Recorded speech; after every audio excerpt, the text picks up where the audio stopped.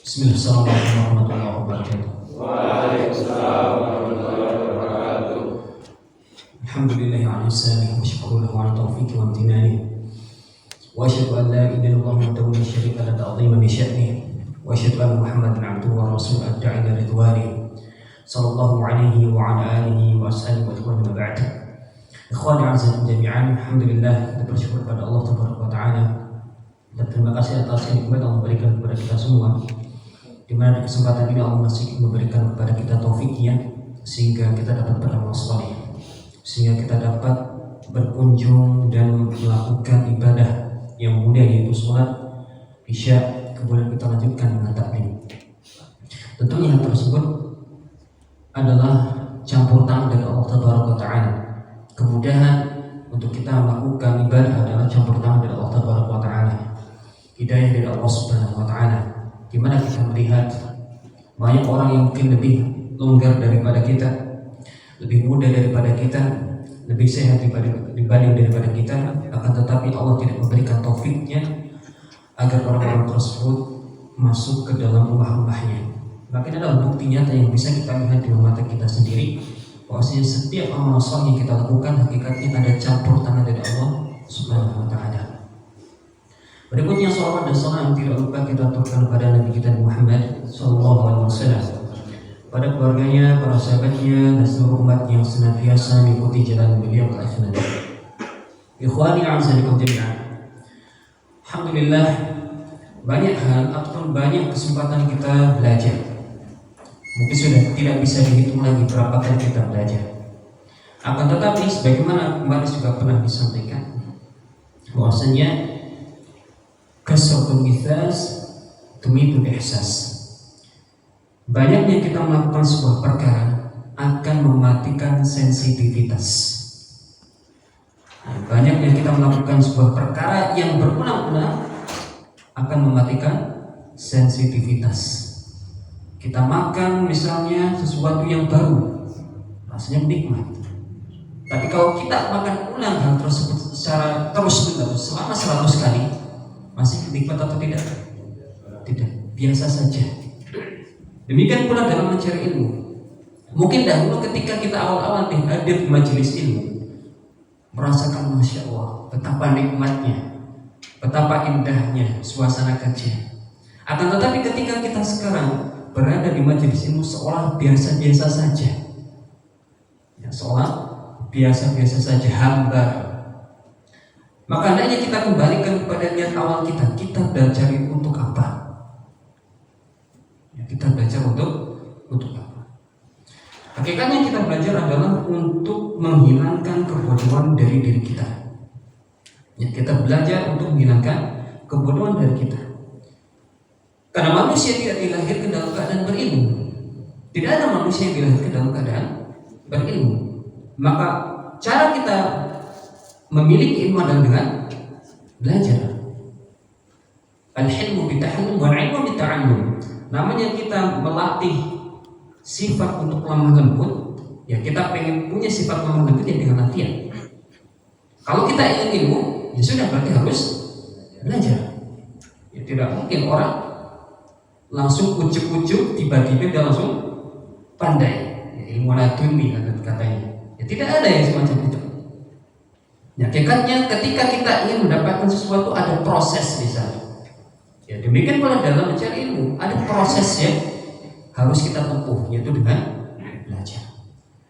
Namun lambat laun ketika kita sering hadir di majelis ilmu, maka tadi yang sering kita rasakan adalah kita terasa hambar, sehingga hadirnya kita di majelis ilmu seolah hanya absen saja, absensi. Ya nggak enak bro. Konsulti yang nggak enak sama teman-temannya datang, nggak datang. Maka ini yang perlu kita benahi, karena ilmu ini adalah perkara yang agung. Ya, belajar adalah sesuatu yang besar. Maka Rasulullah SAW menegaskan, man salaka tariqan yaltamisu fihi 'ilman sahalallahu lahu tariqan ilal jannah. Ilmu ini adalah cara akselerasi kita mendapatkan surga dengan cepat. Cara yang paling utama untuk kita dapat surga dengan cepat. Apa alasannya? Apa hubungannya? Korelasi antara ilmu dengan surga. Apa alasannya? Sering hadis-hadis itu diulang. Man salaka tariqan yaltamisu fihi ilman sahalallahu bi tariqan ilal jannah. Ilmu adalah jalan cepat kita mendapatkan surga. Apa korelasinya? Apa hubungannya? Karena ketika seseorang mendasari setiap aktivitasnya dengan ilmu, maka setiap aktivitas itu akan dapat pahala.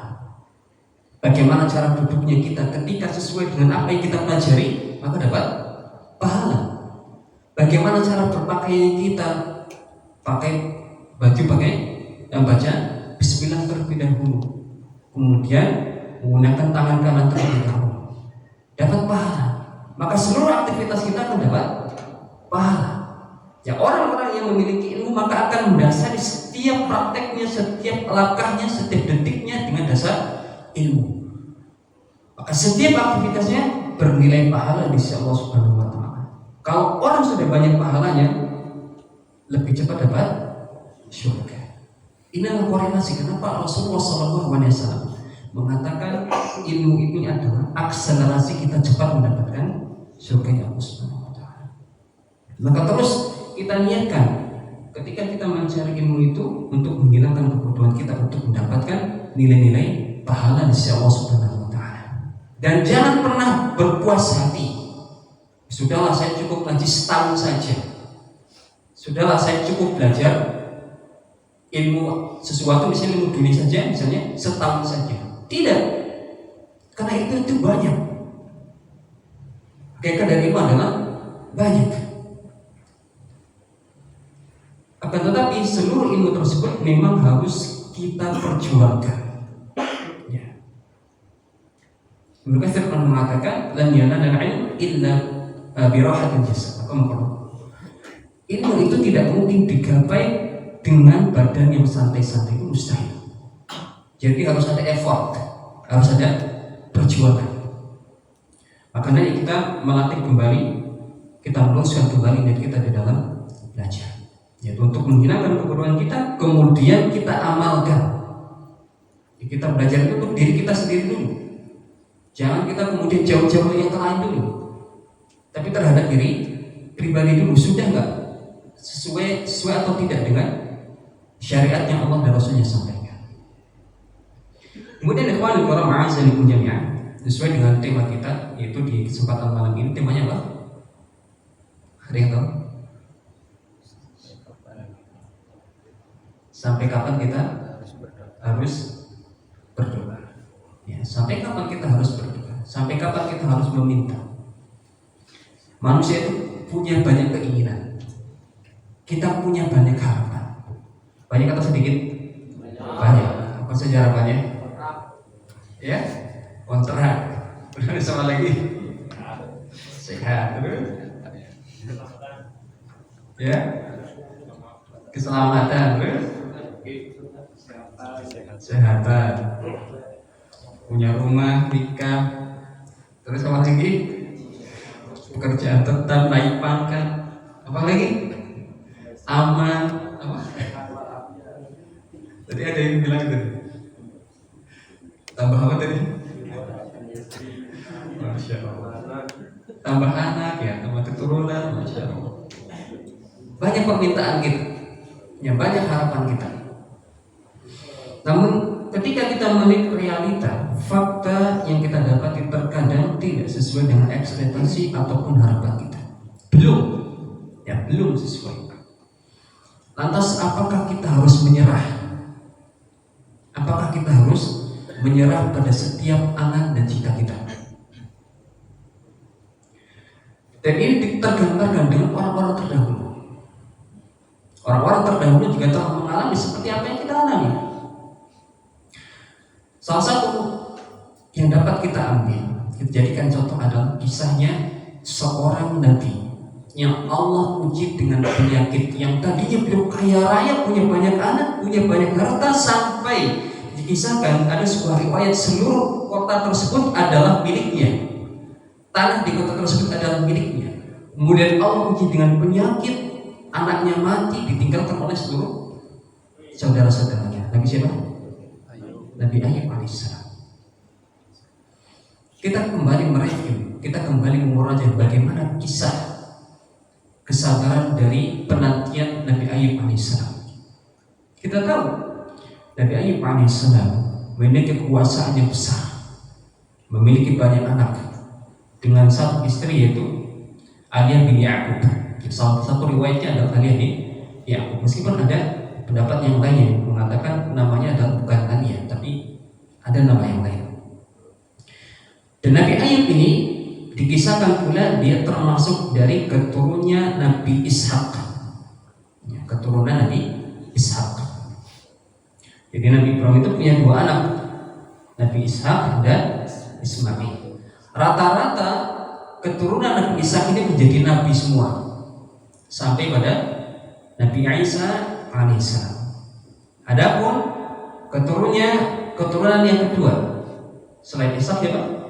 Ismail, maka sedikit yang menjadi nabi. Akan tetapi Nabi Muhammad SAW lahir dari keturunan Nabi Ismail alaihissalam. Dan ini yang menjadi kecemburuan sosial kepada orang-orang Yahudi.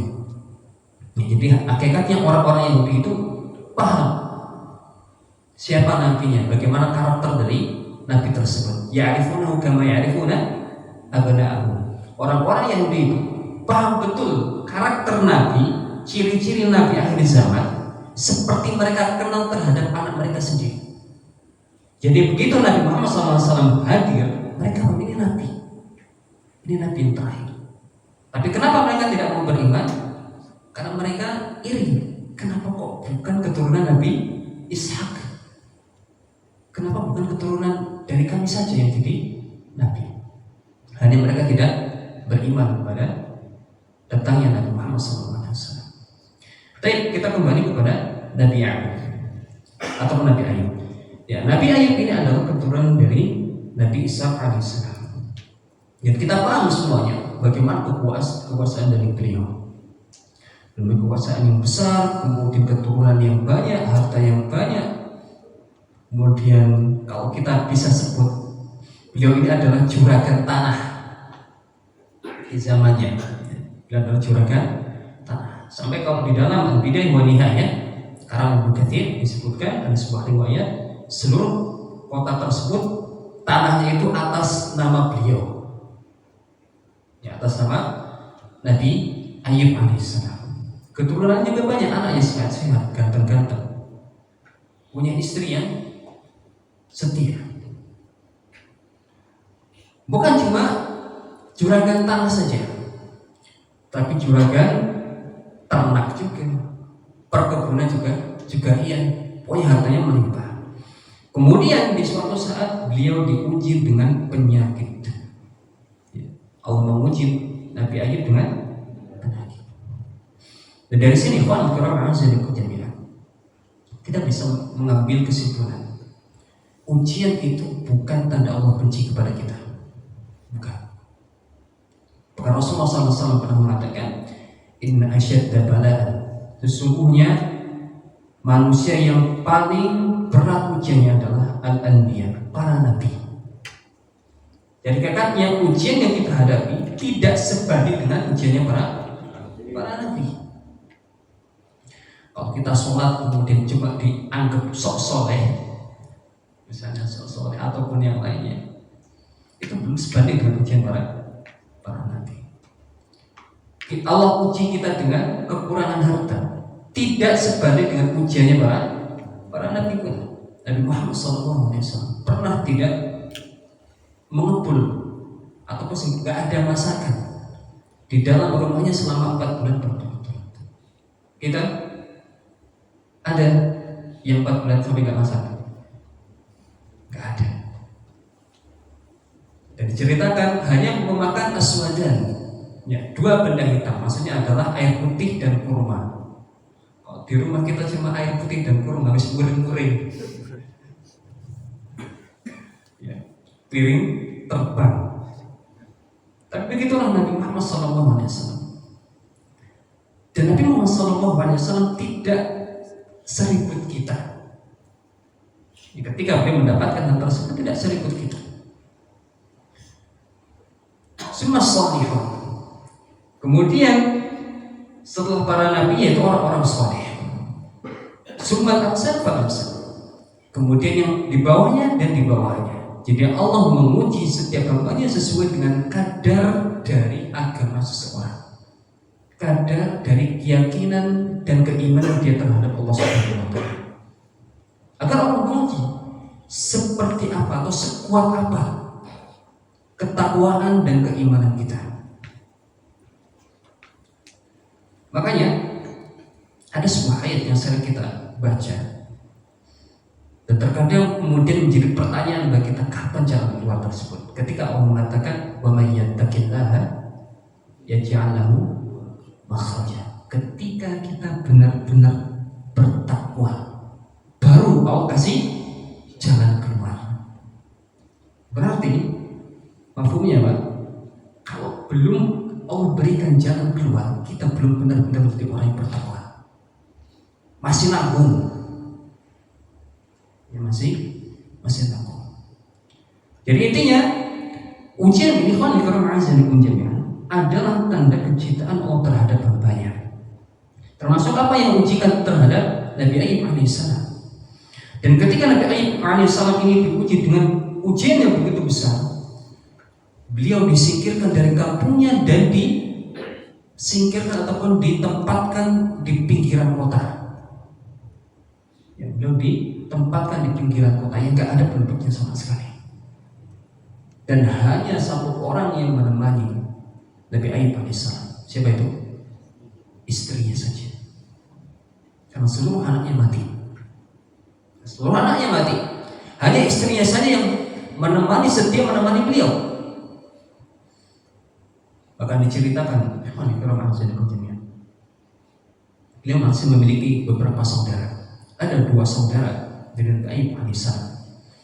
Dan ketika mau menemui Nabi Ayub alaihissalam, ada salah satu di antara mereka sampai mengatakan, ini Ayub kayaknya orang gak baik-baik saja, orang jahat, sampai Allah berikan ujian sebegitu dahsyatnya. Saudaranya sendiri, bukan orang lain, saudaranya sendiri yang mengatakan bahwasanya Ayub ini bukan orang baik-baik. Buktinya apa? Sampai Allah berikan ujian yang tidak diberikan kepada orang lain. Bagaimana perasaan kita ketika mendengar saudara kita mengucapkan yang demikian? Sakit tentunya. Tapi Nabi Ayub alaihissalam tidak, dia tetap berdoa. Dan di dalam kisahnya kita akan mendengarkan bagaimana kesetiaan dari istrinya ini. Meskipun Nabi Ayub alaihissalam mendapatkan ujian yang begitu besar. Dan kalau kita membaca salah satu sumber lain dari Al-Bidayah wa Nihayah tadi, ada sebuah riwayat meskipun ini dipersejarahkan oleh para ulama, keadaan Nabi Ayub alaihissalam sampai tidak punya kulit lagi, jadi tinggal dagingnya saja. Dan istrinya inilah yang setiap saat memberikan kasur berupa debu. Apa fungsinya? Kenapa kasurnya debu? Kenapa kasurnya debu bukan kain? Kalau kain nempel semua. Ya kalau seandainya kasur tersebut terbuat dari kain, nempel semua kan daging-daging. Dan ketika beliau ingin bangun atau duduk, tentunya sakitnya minta ampun. Maka istrinya ini setiap saat memberikan debu sebagai alas untuk tidur. Dan ikhwan karam azan jami'an, beliau tidak punya apa-apa lagi. Kemudian habis semuanya harta beliau, orang yang beliau punya hanya istrinya. Sehingga istrinya setiap saat pergi ke kota, meninggalkan Nabi Ayub bekerja. Ya, ingin membantu suaminya. Dan apa reaksi dari para penduduk kota tersebut? Penduduk kota paham Nabi Ayub ini diuji dengan penyakit yang tidak biasa, yang mengerikan. Maka fitrah manusia, ketika ada kerabat dari sang penderita dari penyakit tersebut mendekat atau lari. Mereka akan menjauh. Jadi ketika istrinya dalam kondisi sangat butuh untuk nafkah dirinya dan suaminya, seluruh penduduk kampung menjauhinya. Berpikir, istri, bagaimana saya mendapatkan harta? Bagaimana saya mendapatkan sesuatu untuk saya dan suami saya? Kemudian istrinya hanya memiliki satu pilihan. Apa itu? Menjual sebagian dari rambutnya. Jadi wanita-wanita zaman dahulu itu seringnya dikepang. Ya kepang banyak. Ya bukan cuma kepang dua, tapi kepangannya banyak. Maka opsi beliau yang terakhir cuma menjual rambutnya setiap kepangan. Jadi hari ini dipotong satu, kemudian dapat makanan, bawa pulang. Dimakan beliau dan Nabi Ayub alaihissalam. Ditanya sama Nabi Ayub, "Wahai istriku, kamu dapat dari mana?" "Saya kerja." Gak curiga. Besok lagi lakukan hal yang sama. Apa itu? Potong lagi rambutnya, bawa makanan kembali.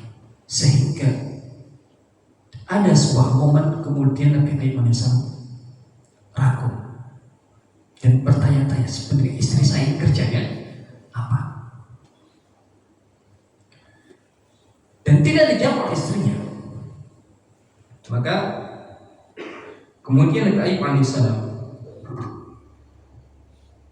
beliau sampai mengatakan, wa halafa la ya'kuluhu hatta tukhbirhu min ayna laha hadha at-ta'ama fa kashafat an ra'siha khimaruha falamma ra'a ra'saha mahnuqan qala fi du'a'ihi inni masani yadurru wa anta arhamur rahimin.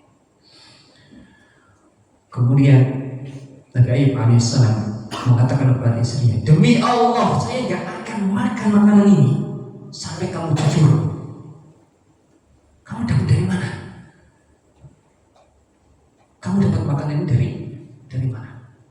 Sehingga dengan perkataan suaminya ini, beliau sudah tidak punya opsi lain kecuali jujur, mengatakan bahwasanya saya telah menjual seluruh rambut saya, dan begitu dibuka kerudungnya sudah lontos. Ya, sudah lontos. Ini pengorbanan istri Nabi Ayub alaihissalam. Sehingga di kesempatan tersebut beliau mengucapkan sebuah doa lagi. Apa itu? Inni masani dzurru wa anta arhamur rahimin. Ya Allah, Engkau telah uji aku dengan penyakit yang begitu banyak, ujian yang begitu banyak, dan aku yakin Engkau adalah Zat yang paling Maha Pemurah. Maka salah kejadian itu jami'an, Allah memberikan kesembuhan kepada Nabi Ayub alaihissalam. Ada beberapa cerita tentang bagaimana proses kesembuhan Nabi Ayub alaihissalam. Di antaranya adalah ketika Allah menyuruh Nabi Ayub untuk menggertakkan kakinya ke tanah dan muncullah sumber mata air. Karena beliau mandi di situ dan sembuh total. Tapi inti dari hal tersebut atau inti dari bahasan kita bukan tentang sembuhnya Nabi Ayub alaihissalam. Tahukah kita ikhwan fillah azani jami'an, berapa waktu antara beliau sakit dengan sembuhnya? Berapa lama antara permintaan beliau untuk sembuh dari awal sakit sampai benar-benar fit kembali tubuhnya sempurna kembali? Siapa yang tahu? Disebutkan oleh para separuh ulama 18 tahun. 18 tahun baru sembuh dengan kesetiaan istrinya. Sedang kita kawan dikarenakan saya jami'an, ketika kita mintanya buru-buru. Ya Allah, saya minta rumah kalau bisa sekarang. Tapi misalnya, ya Allah, saya minta kontrak kalau bisa sekarang, dan yang lainnya. Ini potret orang yang soleh. Orang yang soleh saja Allah uji. Gak setiap permintaannya langsung Allah kabulkan. Sedangkan kita tidak sesoleh beliau, tidak sesoleh para nabi. Ini hanya potret kecil saja.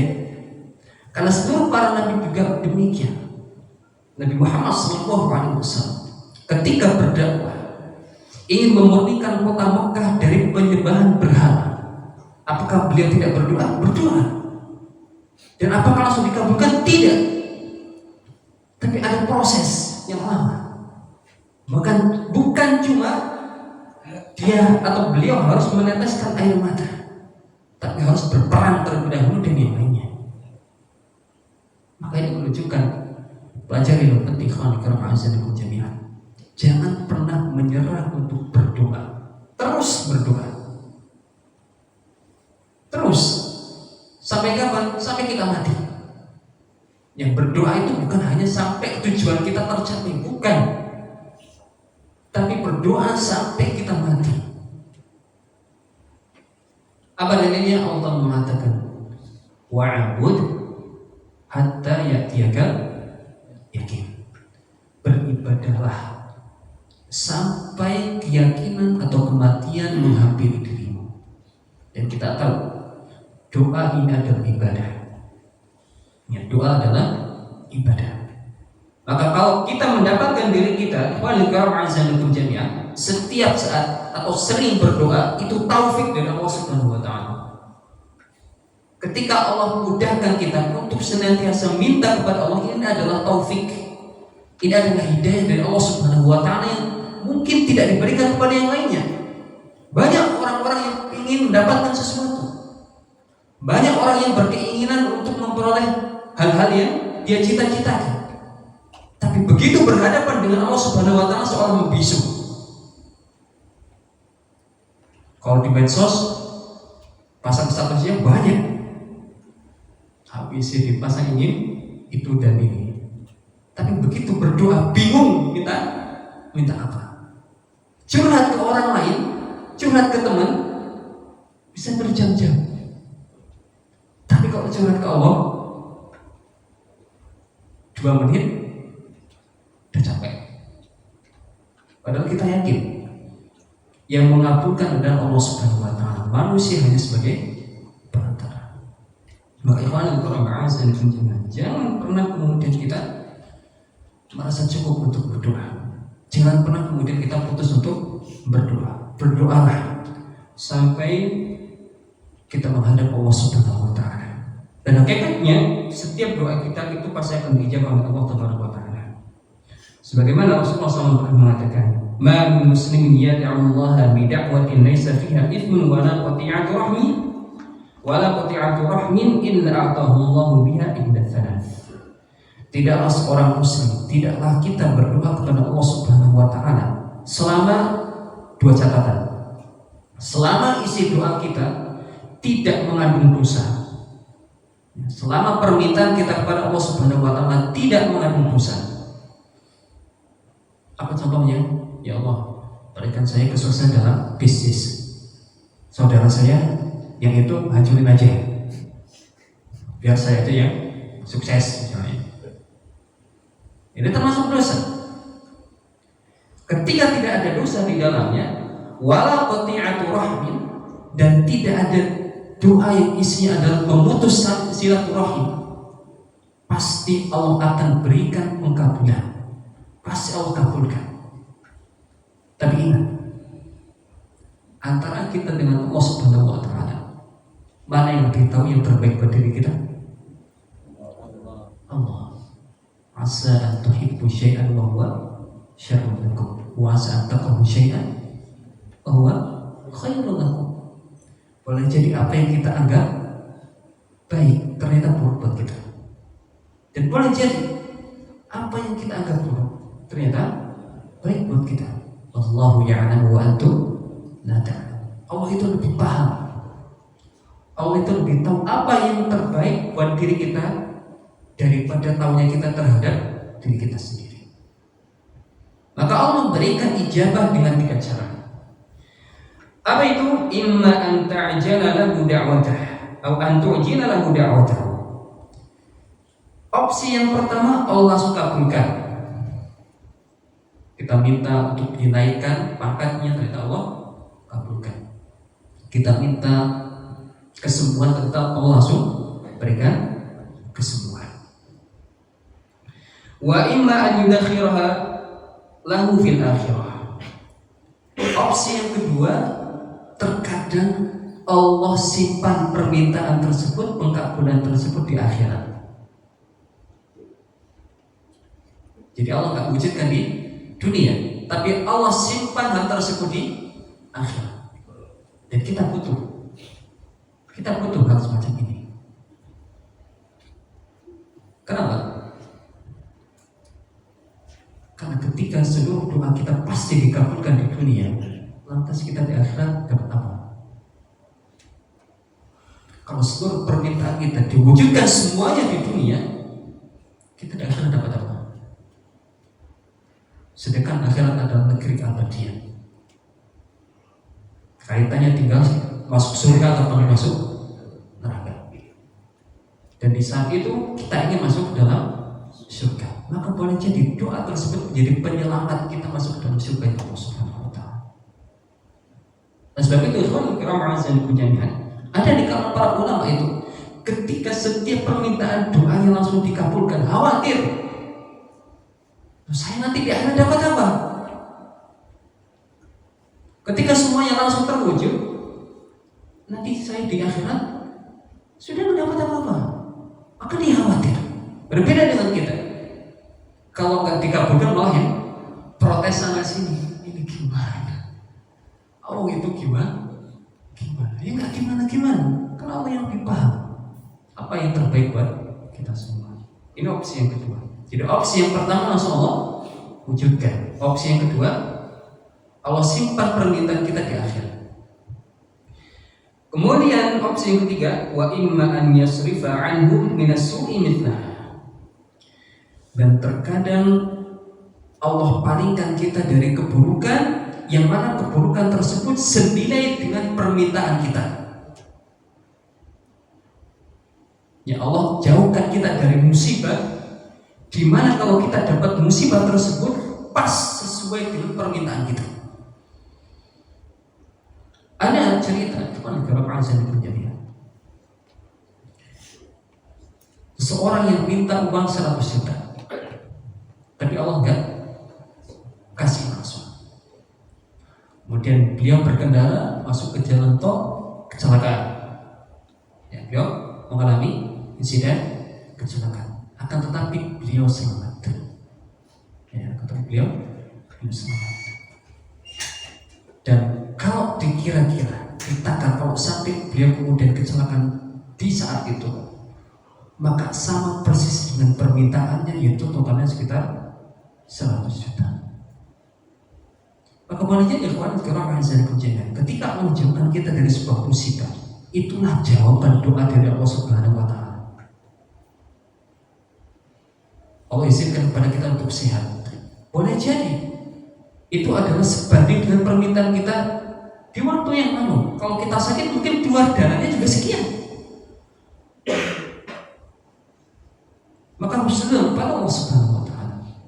Dan Allah memang telah berjanji, ud'uuni astajib lakum. Kalau kalian minta kepadaku, pasti aku beri. Ya, pasti Allah akan berikan. Tapi pemberian Allah Subhanahu wa Ta'ala kita kenal tadi. Ada 3 cara. Entah diberikan cara langsung, atau disimpan di akhirat, atau yang ketiga dijauhkan dari musibah yang musibah tersebut senilai dengan permintaan kita. Maka teruslah berdoa ikhwan fillah, teruslah meminta kepada Allah Subhanahu wa Ta'ala, di mana doa ini adalah juga termasuk ibadah. Kemudian ikhwan fillah, kita membahas beberapa syarat yang harusnya kita perhatikan ketika minta kepada Allah. Ketika kita berdoa dan meminta kepada Allah Subhanahu wa Ta'ala, ada hal-hal yang harus kita perhatikan. Apa itu? Yang pertama adalah al-ikhlas. Kalau kita berdoa hendaknya didasar dengan keikhlasan. Ikhlas, tidak ada unsur paksaan. Dan sebagaimana syarat dari ibadah, selain ikhlas kita juga harus al-mutaba'atu li Rasulillah sallallahu alaihi wasallam. Ikut contohnya Rasulullah sallallahu alaihi wasallam. Bagaimana Rasulullah sallallahu alaihi wasallam mencontohnya? Rasulullah SAW mencontohkan untuk mengangkat tangan misalnya pada kondisi-kondisi tertentu. Misalnya Rasulullah SAW menganjurkan ketika kita berdoa harus beneran, ya harus minta dengan sungguh-sungguh. Kemudian kalau kita minta nggak boleh minta kepada selain Allah Subhanahu Wa Taala, ya minta kepada misalnya kuburan misalnya, ya minta kepada kuburan dan yang lainnya. Begitu kita minta, Mbah, saya minta motor misalnya, ya kan mereka tidak bisa menjawab. Jangankan memberikan, mau menjawab saja mereka nggak mampu. Dan kita akan bingung serta ketakutan ketika kalau kita minta, Mbah, saya minta motor, ya siap. Yang ada bukan kita yang senang, takut kita kan lari dari situ. Maka mintalah sesuai dengan apa yang Rasulullah SAW ajarkan. Kemudian yang ketiga, as-thiqatu billahi wal yaqini bil ijabah. Yakin. Kita harus memupuk rasa yakin kalau kita minta kepada Allah pasti diberi. Dan ini memang syarat dari doa. Di mana Rasulullah SAW mengatakan, ud'ullaha wa antum muqinuna bil ijabah. Berdoalah dalam kondisi kalian semua, antum semua yakin Allah bakal ngabulin. Jangan ke Allah lah. Kita minta ke makhluk misalnya, kita minta ke teman, tapi mintanya nggak serius. Dikasih apa enggak? Nggak dikasih. Ya kita mintanya sambil celelean misalnya. Paham celelean ya? Sambil celelean misalnya, dikasih apa enggak? Ya nggak mungkin. Lantas bagaimana dengan Allah Subhanahu Wa Taala? Kalau kita nggak yakin, kita nggak pernah yakin meminta kepada Allah Subhanahu Wa Taala, Dia akan memberi kita. Bagaimana Allah akan memberikan pengampunan? Maka berdoalah dengan kondisi benar-benar yakin Allah beri. Yang keempat, hudurul qalbi wal khusyu' warahbah. Menghadirkan hati dan khusyuk kalau minta. Ya, kalau minta itu ya khusyuk. Dan salah satu tanda kita khusyuk itu sudah enggak dengerin samping-samping. Dan terkadang kita bisa menangis kalau minta. Dan perasaan ini ikhwan liqrab azan jami'an. Dan kalau kita juga menilik bagaimana proses dari permintaan kita, doa-doa kita, seringkali Allah memberikan ijabah ataupun pengampunan doa ketika kita sudah tidak punya opsi minta kepada yang lainnya. Begitu sudah tidak ada orang yang kita harapkan, baru Allah berikan. Di detik-detik terakhir ketika kita sudah benar-benar pasrah, kayak sudah nggak ada orang yang bisa saya minta tolong, baru kemudian Allah berikan. Dan ini yang memang titik ketika kita benar-benar bergantung hanya kepada Allah. Jadi semafumnya, apabila kita berdoa minta kepada Allah, jangan kita gantungkan kepada orang lain, kepada manusia, langsung hanya kepada Allah Subhanahu Wa Taala semata. Karena kita memang faktanya real mengatakan demikian. Termasuk Nabi Ayub alaihissalam. Ketika beliau benar-benar sudah tidak mengandalkan yang lainnya, maka Allah berikan ijabah. Dan kita pun telah mengalami banyak hal, banyak kejadian. Dan dari banyak kejadian tersebut, hampir setiap doa yang Allah kabulkan adalah ketika kita benar-benar sudah tidak membutuhkan siapa-siapa lagi kecuali berharap kepada Allah Subhanahu Wa Taala. Maka ini cara ikhwan karim azan jami'an agar doa kita semakin lebih potensial diijabah oleh Allah Taala. Yang pertama harus ikhlas, yang kedua harus sesuai dengan tuntunan Nabi Muhammad SAW. Yang keempat harus benar-benar yakin Allah itu akan mengabulkan doa kita. Yang keempat, khusyuk. Ya, khusyuk ketika minta, jangan main-main ketika minta kepada Allah Subhanahu wa taala. Adapun hal-hal yang menjadi penghalang dari doa kita ikhwan fillah adalah sebagaimana apa yang telah diceritakan oleh Nabi Muhammad SAW dari hadis yang diriwayatkan Imam Muslim. Ketika Allah mengatakan Inna Allah tayyib la yaqbalu illa tayyiban. Dan ini sudah kita bahas tentang Allah yaitu At-Tayyib. Inna Allah tayyib, sesungguhnya Allah Maha baik. Kita tahu Allah Maha baik. Konsekuensi dari baik adalah kalau minta pasti dikasih. La yaqbalu illa tayyiban, dan Allah tidak akan menerima kecuali yang baik-baik. Kemudian di akhir dari hadisnya Rasulullah SAW mengatakan summa dzakara rajulan. Kemudian Rasulullah SAW menceritakan ada seseorang laki-laki asy'atha akhbara yamuddu yadayhi ila sama. Ucel, tahu ucel ya? Kemudian badannya penuh dengan debu, kusut dan yang lainnya karena dari safar yang jauh. Dan kita tahu ketika orang safar ini adalah waktu momentum doa kita lebih diijabah oleh Allah Taala. Plus yamuddu yadayhi ila sama, sudah seperti itu mengangkat tangan ketika mau doa. Ya Rabbi, ya Rabbi, ya Allah, ini dan itu. Disebutkan permintaannya. Harusnya ini menjadi momentum doa tersebut diijabah oleh Allah Taala. Tapi Rasulullah SAW melanjutkan, wa mat'amuhu haram, wa mashrabuhu haram, wa malbasuhu haram, fa aina yustajabu lidzalik. Akan tetapi makanan, minuman, pakainya semuanya haram. Entah zatnya haram atau prosesnya dalam mencari yang haram. Maka bagaimana mungkin Allah akan kabulin orang-orang yang kayak gini? Oleh sebab itu, teman-teman semuanya, boleh jadi penghalang dari doa-doa kita, permintaan kita kepada Allah Subhanahu wa taala karena ada sesuatu yang haram yang masuk ke dalam tubuh kita, ataupun pakaian kita, ataupun isi rumah di dalam kita, ada hal-hal yang haram sehingga Allah tidak langsung mengabulkan doa-doa kita. Karena kita yakin Allah pasti mengabulkan doa, tapi ada hal-hal yang menjadikan Allah menunda pengkabulan doa tersebut. Dan diantaranya adalah kita berinteraksi dengan hal-hal yang haram. Entah itu korupsi, entah itu apalagi judi, apalagi nipu. Dan ikhwan fillah azza wajalla, korupsi itu bukan tentang uang saja, termasuk korupsi dari waktu. Ketika Allah mengatakan wailul lil mutaffifin, apa artinya? Celaka bagi orang-orang yang curang. Curang itu bukan hanya tentang harta.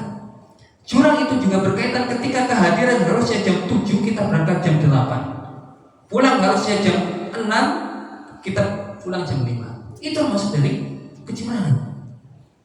Dan setiap dari keterlambatan kita itu dinilai menjadi harta yang haram. Karena al-mu'min wa ala syurutin, namanya seorang mukmin itu gajinya sesuatu yang berhak dia dapat tergantung dari syarat-syarat yang sudah disepakati bersama. Jadi bukan hanya sekedar korupsi saja, bukan. Tapi korupsi waktu pun itu bisa menjadikan harta kita ada yang haram. Maka inilah salah satu hal yang besar yang menjadikan doa kita terhalang. Jangan sampai kemudian kita berputus asa untuk berdoa, terus berdoa sampai kapan? Sampai kita meninggal, sampai kita bertemu dengan Allah Subhanahu wa taala. Wa'bud hatta ya'tiyakal yaqin. Beribadahlah, berdoalah sampai kita mati dan berhadapan dengan Allah Subhanahu wa taala. Hada wa al-miswal mungkin dapat kita sampaikan. Kurang lebihnya mohon maaf yang sebesar-besarnya. Kita tutup dengan kafaratul majlis. Subhanallah bihamdika asyhadu an la ilaha illa anta astaghfiruka wa atubu ilaik. Assalamualaikum warahmatullahi wabarakatuh.